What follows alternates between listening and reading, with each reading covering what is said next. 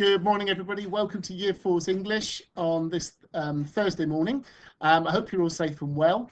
What we're going to do to begin with this morning is we're going to be reading chapter 28 of Varjak Paul all together. We need to read this chapter in order to be able to access this morning's learning and for it to make sense and be relevant. So it's going to be on page 193 of the ebook. And I'd like you to follow me as I read it this morning. And the alert at the bottom there is just to alert you to the fact that there are some chapters for you to listen to at the end of the video. So whatever happens, don't leave the video too early. Okay, so press pause while you're looking for the chapter in the ebook and press play when you're ready to listen to it. Okay, so if you remember, Varjak and Holly have climbed the wall. They've left Kludge the dog outside the garden wall because Kludge couldn't climb, and they are stood in the back garden looking at the door of the Contessa's house. Okay, chapter 28. They emerged in the corridor. It was empty. The cat door clicked shut behind them. Holly turned to it at once, nudged it with a paw. It stayed shut. "Let me try," said Varjak. He pushed, but it wouldn't open. It had locked from the inside. "So you could come into this place," said Holly, "but you can't leave?" "The gentleman must have changed it," said Varjak, a knot of tension growing in his stomach. This wasn't a good sign. He looked around the corridor. The thick green windows were closed, the lace curtains drawn. It looked normal, except that, like the garden wall, everything seemed much smaller and older than he had remembered. The faded rugs, the stuffy furniture. Compared to the city, it was more like a display in a shop window than any real place. The silence made it stranger still. There were none of the city sounds here. There was no one about either, not the family, not the gentleman, not those black cats of his, yet it smelt strongly of cats, as if there were lots of them very near. His whiskers tingled. This wasn't right. Where were they all? Varjak and Holly shook the rainwater from their fur and moved stealthily along to the hallway. At the top of the stairs, above the musty carpet, the Contessa's door was closed. Varjak pricked up his ears. He could hear something up there, a long, low, meowling sound. But further down the corridor, he thought he could hear cats talking. "I'll look upstairs," whispered Holly. "You check out down here. In case I find them, what do your family look like?" Varjak paused. "They look a bit like me, but different. Be careful. Run if you see a man or two black cats. They're very dangerous." Holly headed up the stairs. Varjak edged along the corridor. He tried to empty his mind of thoughts, as Jalal had said, so that he could shadow walk, but it was no good. The thoughts kept coming. Where were the family? Were they all right? Would they be glad to see him? Or had they forgotten about him already? He could clearly hear voices now coming from the front room. The door was half open. He crept up to the edge where he couldn't be seen and peered in. They were there, the Mesopotamian Blues, alive and well. Relief flooded through him. He wasn't too late. He hadn't let them down. There was no sign that they'd been hurt. No sign of the gentleman or his cats. It looked like a family council was in progress. But it was Julius who sat now on the Contessa's red velvet armchair. The others were clustered around, fiddling with their collars as they listened to him speak. What was going on? "I don't care," Julius was saying. "But things like this don't happen for no reason," said Father. "Shouldn't we try to find out what it means?" "I'm the head of this family now," said Julius, flexing his muscles. "Does anyone have a problem with that?" There were a few mutters around the room, but no one replied. Varjak couldn't believe his eyes. Things really had changed since he'd been away. Julius was acting like a gang boss.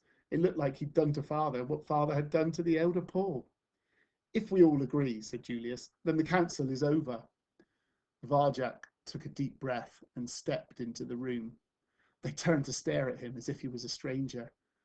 "Varjak," said Mother, "is it really you, sweetheart? Look, everyone, he's back."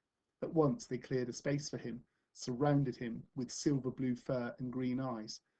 Varjak poor, we thought you were lost forever. He's grown, hasn't he? Welcome home, Varjak. Home. Finally, he was home. He looked around the family circle. They were purring and beaming at him. Mother, father, and Aunt Junie, Julius and Jasmine, Jay, Jethro, and Jerome. They all seemed so glad to see him. It was good to be back. Where have you been, son? Said father. Outside. And the elder Paul? Varjak shook his head softly. Gone. Julius stepped between Varjak and his parents. Things have changed since you disappeared, he said. I'm head of the family now. Father was for a while, but now it's me. He stuck his chest out to underline the point. He was bigger than Varjak remembered him. He'd grown taller, his body had thickened and become more powerful. His collar was tight around his neck. He looked extremely well fed. Varjak glanced at father. He seemed tired and old next to Julius. It was obvious who would win in a fight. Perhaps it had already happened. Congratulations, said Varjak to his big brother. That's not all that's changed, began father. No, things are better for us now than they've ever been, interrupted Julius. He pressed something down beneath his paw. It was the toy mouse. The gentleman's been very good to us. Him? Said Varjak. His cat's killed the elder Paul. There was a gasp around the room, but Julius just looked annoyed. You're lying, he said, raking his claws across the mouse. It had become ragged. Its fur was wearing away. The gentleman loves us. His cats are our friends. Why would they do a thing like that? They wanted to stop us going outside. Well, there's your answer, said Julius. They were only trying to help. If you hadn't been doing something wrong, Varjak bristled. It was Julius who was wrong.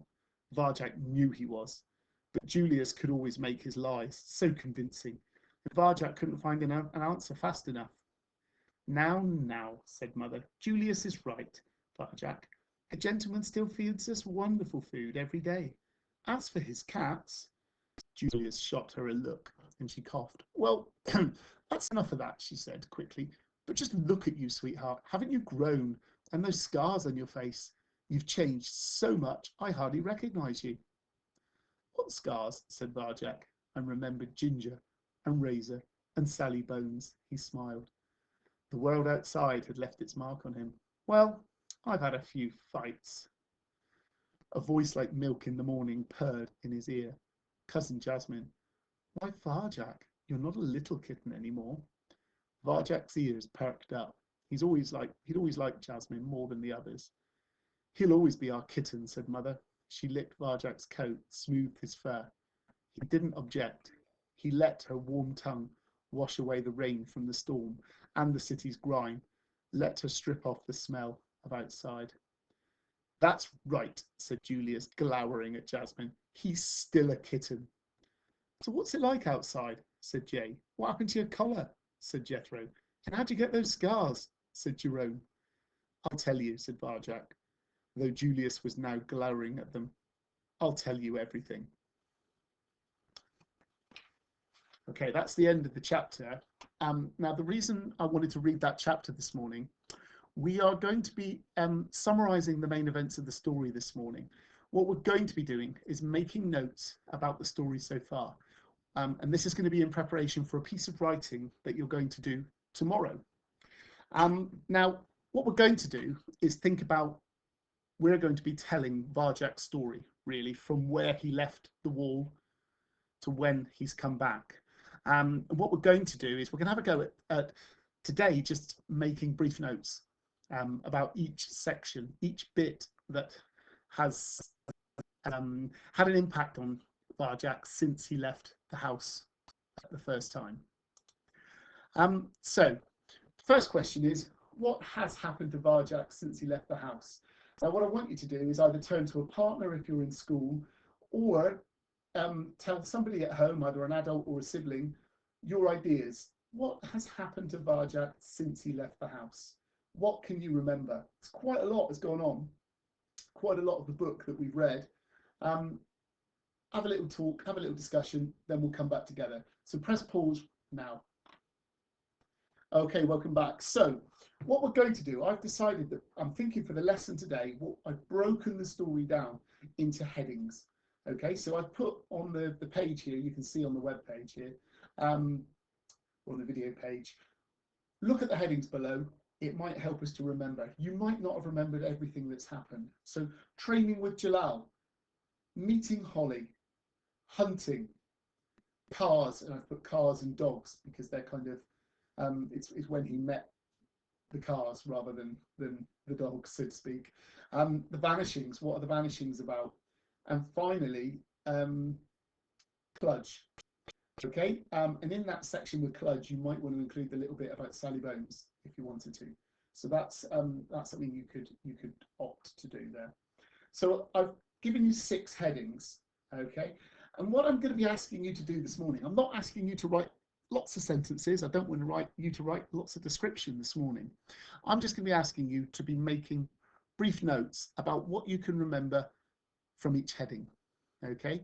So what I've done this morning is I've given you a mini waggle this morning, and I've taken the heading training with Jalal, and what I've done is just literally written down some words that just might remind me what has happened. Okay, so training with Jalal, and I've put Mesopotamia because that's where it took place, the family ancestral home where the poor family first came from. I've said that it's warm because we know that it's a desert country, the land between 2 rivers, so it's out in the Middle East. That there was a cinnamon smell that he said it's like, you know, like spices in the air, very different from our country. Every time they talked about the palms, the date palms waving in the breeze. And then I've put down some of the ideas here about shadow walking, moving circles, that type of thing. You can, I'm sure you can think of some of the other training lessons that Varjak learnt as well. So you can see there that all I've done, I'm not writing sentences, I'm just writing words that come into my head about the training with Jalal. And then what I want you to do is to think back to the other headings, and I want you to do the same thing. So you could use some of my ideas for training with Jalal, and you might want to add some things of your own. If you're feeling really keen, you might want to flick through the book and you might want to add some extra bits and pieces of your own. So as I said earlier on, the learning intention this morning was to be able to summarize the main events of a story. I want you to pick the words that come into your head when you think about these headings. And all I want you to do is, just as I did in the waggle before, simple words, okay, about each of those headings. So as we said, it's training with Jalal, meeting Holly. Do you remember the shack, not hurricane, but the big storm that happened when he first got over the wall? And in that, you could talk about Tam. Hunting, when they all went hunting together. Varjak caught a mouse, didn't he? And then they went trying to hunt pigeons, which didn't go very well. The cars, we talked about how Varjak tried to talk to the cars. We did that lesson on describing the cars and the dogs. The vanishings, what's the vanishings all about? Okay, what's happening? You know, it's happened to Tam, it happened to their friend Luca, didn't it? Yeah, as well. So cats that are disappearing all over the city. And then finally, Cludge. You know, when they met Sally Bones and then afterwards they met the dog Cludge. You know, can you talk about some bits that you've learned from that? Words that we can remember. And that's quite recent, so hopefully you'll be able to remember quite a few things. Now, all of this, when you've done this morning, like I say, you don't need many words, probably half a dozen words for each section will be enough. Remember, don't write in sentences, you don't need to. Notes are just words or phrases, like groups of words. You might have a couple of adjectives, you might have be able to think of an expanded noun phrase, for example. That's fine. Just don't bother writing huge sentences. That will come tomorrow. Okay? So while you're writing this, I want you to press pause. And then when you're ready to come back to me, press play. So press pause now. Okay, welcome back. Hopefully you've been able to make some brief notes this morning about the main events of the book, the story, Varjak Paul. And like I say, you're going to be using this tomorrow.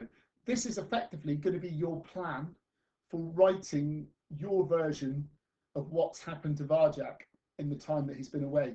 You are going to pretend that you are Varjak Paul and you are making a speech to the family of the blues, okay, in the contestants lounge. So that's why we've done this today. What I'm going to ask, just to finish off, we're going to read a couple of more chapters, but I'm more than happy for you to just listen to me read the story this time. If you do want to read, then we're going to be reading chapters 29 and 30, and that chapter 29 does start on page 200 of the ebook. So if you did want to read the ebook with me or read those chapters to yourself, you are more than welcome. Other than that, I will read chapters 29 and 30 to you. So Varjak was about to explain where he's been and what's happened. Okay? So, chapter 29. Varjak didn't tell the family about his dreams. He didn't think they'd understand that part, but he told them all about the city, the fights, the friends, the vanishings. It felt strange to tell his tale at last. It didn't feel real. It was more like a dream or a fantasy. The Mesopotamian blues, young and old, gazed at him, listening silently, captivated by his descriptions of life. Outside the house, by the time he got to Cluj, even Julius seemed enthralled.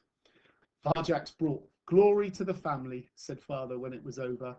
Varjak did his best to look humble, but it wasn't easy. I always said he'd turn out well if we brought him up right, beamed mother. Jasmine purred at him.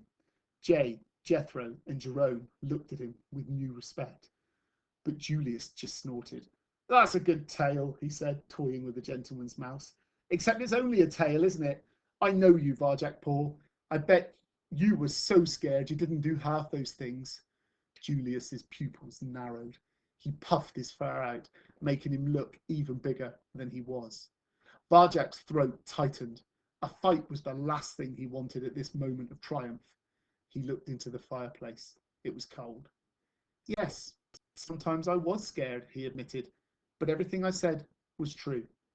You scrawny little insect, sneered Julius. Who do you think you are, coming back here and lording it up like this? You think we care about your stupid tales? Julius, cooed Jasmine in her milky voice, I do believe you're jealous. Julius ignored her. He's not even a proper Mesopotamian blue, he hissed. Never has been, never will be. He flipped the toy mouse aside and stared at Varjak with green eyes full of contempt. That's not true, Julius, said father. Of course Varjak's a Mesopotamian blue. Only a blue could do those things.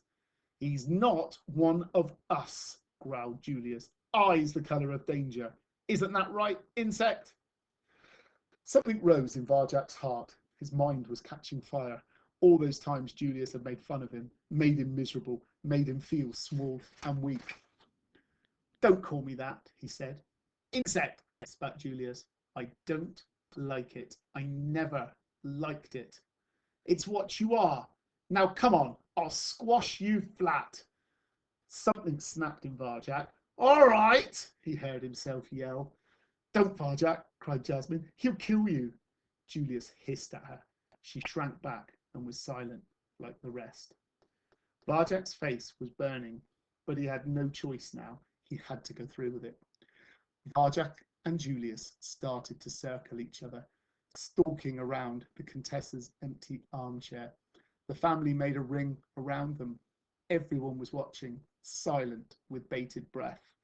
Varjak breathed in 2, 3, 4, and dropped smoothly into slow time. Julius glared at him with scornful green eyes and bared his teeth. Varjak glared right back, bared his own teeth. Julius looked surprised. Come on, Julius Paul, said Varjak. Squash me flat. Julius lunged in. He was quick for a cat of his size, but Varjak was quicker, more agile, a moving circle of pure energy. He stepped aside. Julius bit heavily into space. His teeth clacked together. It sounded painful. Don't ever, call me an insect again, said Varjak. Julius roared. He raked out with a strong silver blue paw. Varjak was too fast once more. Julius missed and lurched into the armchair. Jay, Jethro, and Jerome giggled. Were they laughing at his moving circle? Varjak turned to see them giggling at Julius instead. He smiled, but as he looked away, Julius came at him and cracked the side of his face with vicious strength. Varjak staggered back. He hadn't expected that. It hurt. Insect, thundered Julius. Now you've made me angry. He launched a flurry of claws. Senses reeling, Varjak dived away just in time. He had to keep breathing, keep the moving circle going, or Julius would finish him. He dodged the furious attacks that followed, becoming a shimmer that Julius couldn't quite hit. The attacks grew wilder, angrier. Varjak stayed a step ahead, just out of reach, as his big brother closed in, until Julius threw everything he had at him in one massive blow.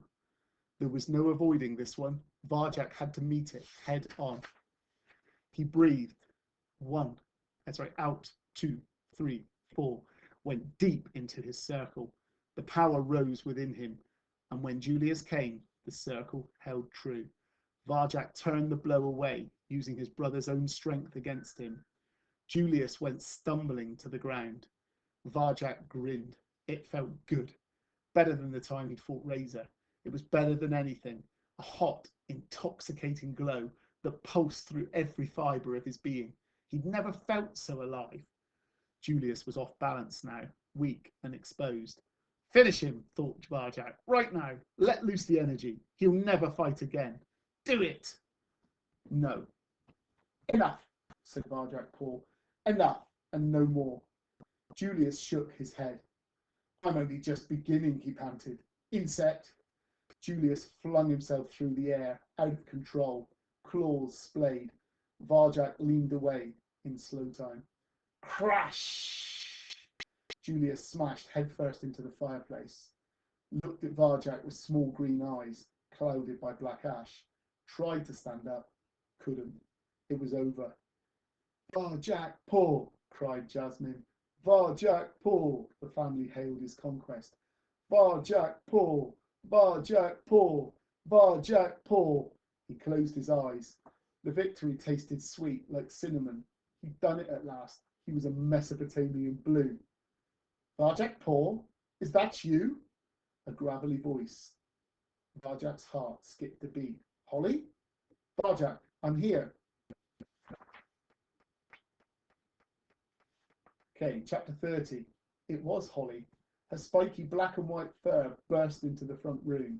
Varjak went to the door to meet her, flushed with victory, but there was a look in her mustard eyes, a look of horror that wiped the smile off his face the moment he saw it. Varjak, it's horrible, she said. We've got to get out of here.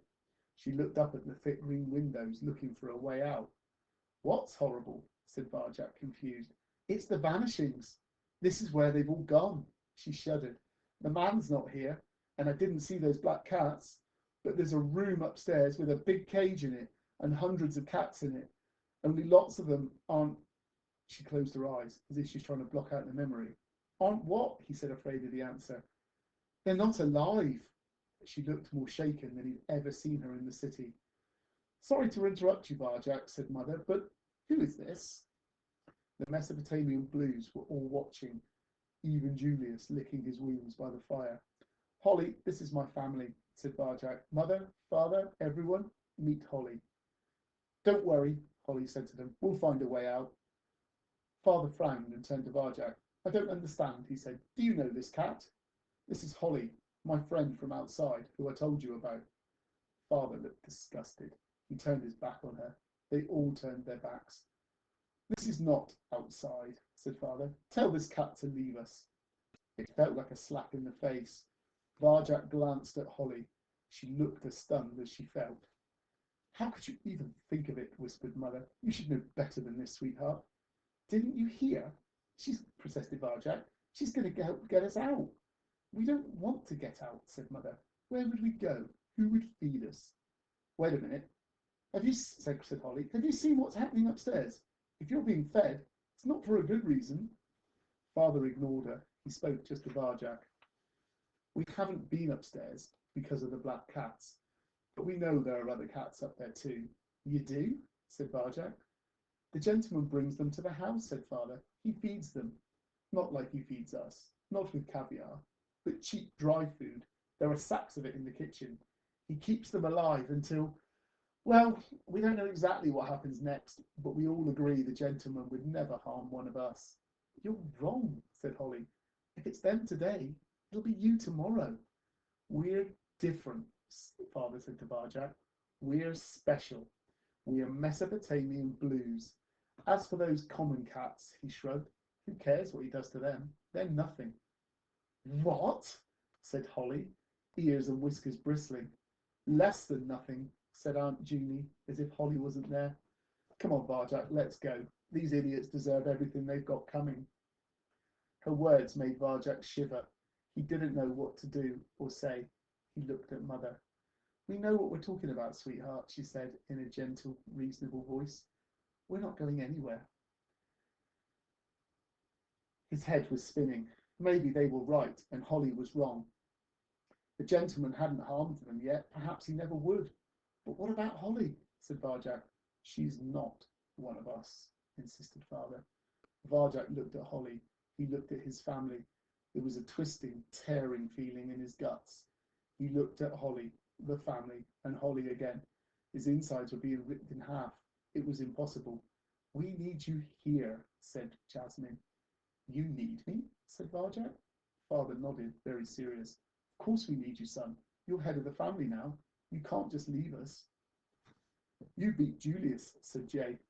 Julius was terrible, said Jethro. But you're the best, Barjack, said Jerome. Barjack felt proud inside, proud to be a blue. Click. It was the front door opening. Click, clack. The gentleman entering the house, 2 sleek black cats by his shoes. Come on, urged Holly. Now. She cut towards the corridor. Barjack couldn't move. His mouth felt numb, like ice. He wanted to go with her, but how could he? He finally had what he had always wanted. He was a proper Mesopotamian blue at last. He couldn't ruin it. He couldn't walk away now. Holly stopped on the edge of the front room. She glanced back at him. He looked away. Shame pricked his eyes, made him blind. He couldn't meet her mustard gaze. Holly? Barjack, what's wrong? I can't. He felt it at once, her invisible barrier going up, coming between them, and he knew why. Because he'd done exactly what she always feared her friends would do. He let her down at the very moment she was trying to help. But what else could he do? I'm the worst friend in the world, he whispered. Stop, she said. Don't say another word. Barjack watched, frozen to the spot, as Holly bolted like she'd been burned, bolted away from him and towards the front door. The gentleman's cats were ready for her. In a blur of blackness, moving as one, they blocked her and flung her to the floor. Barjack's awareness spun into action, taking in their smooth, sleek power, their deadly speed. He'd seen everything in the city, even the fearsome Sally Bones. But these black cats were still something else. The way they moved together so perfectly, their identical eyes. They were more like machines than anything alive. They had Holly trapped on the ground. His heart screamed at the sight, but how could he fight them, both on his own? They'd destroy him like they destroyed the elder Paul. He turned to the family for help, but they turned away. No one could look at him. The gentleman closed the front door. He stooped down to touch one of the black cat's collars and whispered something in its ear. It left Holly with the other black cat and marched up to the front room, where it stood blocking the way out. It stared at Barjack and the family with its black eyes. As its gaze fell on him, Barjack's awareness quickened with a strange cold sensation. He took a step towards the black cat. Immediately it pushed him back. Barjack's hackles rose.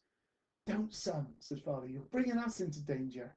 Just let them do what they want, said Mother, and they won't hurt us. Barjack's mind was raging. After all they'd been through together, he'd let Holly down. He'd brought her here. He'd cost her the few moments in which she might have escaped. And now he couldn't even help her because that would harm his family. And there was no way he could do that. He wanted to be a blue. He was a blue. He belonged with them, not her, them. He looked on, powerless, as the other black cat dragged Holly up the stairs. She went without a struggle. There was no fight left in her. Varjak watched, silent, unable to move. The last thing he saw was the tip of her tail vanishing from view. It was like watching his own heart being torn out. She was gone. The gentleman went upstairs after her. The black cat who'd been guarding them followed at last, leaving Varjak alone with the family again. "That's my son," said father. "I knew you'd do the right thing," said mother. "What an ugly little cat she was," said cousin Jasmine. Her voice sounded like milk, sour milk. Okay, that's the end of chapter 30. Building towards a crescendo in the story now, towards the climax. I hope you have a good evening or good afternoon and evening, and I'll see you tomorrow for the last lesson of the week. Take care then. Bye-bye.